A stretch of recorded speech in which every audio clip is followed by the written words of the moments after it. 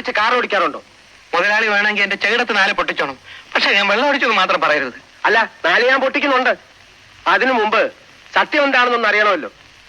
കാറിന് കുഴപ്പമൊന്നുമില്ലല്ലോ? ഇല്ല. കീ എവിടെ? ജാക്കിയും സ്റ്റെപ്പിനും ഒക്കെ കാറിലുണ്ടോ? എന്റെ സാറേ, എന്റെ ജീവനേക്കാളും വലുതാണോ ജാക്കിയും സ്റ്റെപ്പിനും ഒക്കെ? മനസ്സിലായില്ല. സാറ് കേൾക്കണം. ഞാൻ ഇങ്ങനെ ശബരിമല ഇറക്കം ഇറങ്ങി വരുന്നു. താഴെ വലിയ കൊക്കോ. ഞാനൊരു വളവ് തിരിയുന്നു. പെട്ടെന്ന് കുറേ നിൽക്കുന്നു. ആരാ? 3 ഒറ്റയാൻ. ഞാനൊരു ചവിട്ട് വെച്ചു കൊടുത്തു. എന്റെ സാറേ, വായുണ്ടെങ്കിൽ കാർ പോലും നിലവിളിച്ചേനും. ഞാൻ മിണ്ടിയോ? മിണ്ടിയില്ല. ഞാനൊരു 10 മിനിറ്റ് ലൈറ്റ് അണച്ച് കാറിലിരുന്നു. ആനകൾ അനങ്ങിയോ?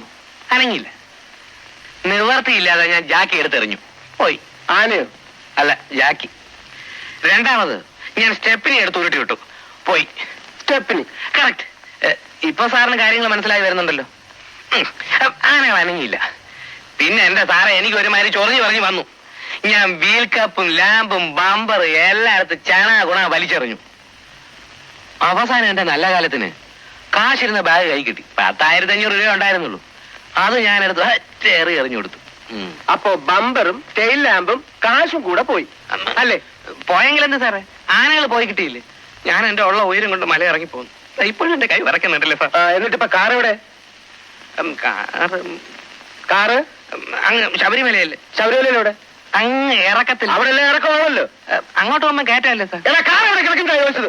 ഇങ്ങോട്ട് വരുമ്പോ ഇടവശത്തുള്ള കള്ളഷാപ്പിന് മുമ്പ് കിടപ്പുണ്ട്. അത് ശരി. അപ്പൊ ആനയല്ല, ഷാപ്പായതെല്ലാം കൊണ്ടുപോയത്. അപ്പോ സാറിന് എന്നെ വിശ്വാസമില്ലേ? അയ്യോ ഇല്ല. ഇത്രയും നാൾ സാറിന്റെ അടുത്ത് ഞാൻ വിശ്വാസത്തോടെ പണിയെടുത്തു. ഇനി ചീത്തപ്പേരെയൊക്കെ ഞാൻ തയ്യാറല്ല. സ്വരം എന്തായിരിക്കും നമുക്ക് പിരിയാം.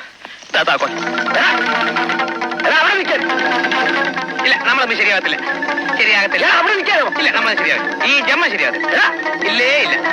എടാ റാസ്കൽ, നിന്നെ ഞാൻ കേസ് കൊടുത്ത് അകത്താക്കിയില്ലെങ്കിൽ എന്റെ പേര് ശ്രീകണ്ഠനായിരുന്നല്ല.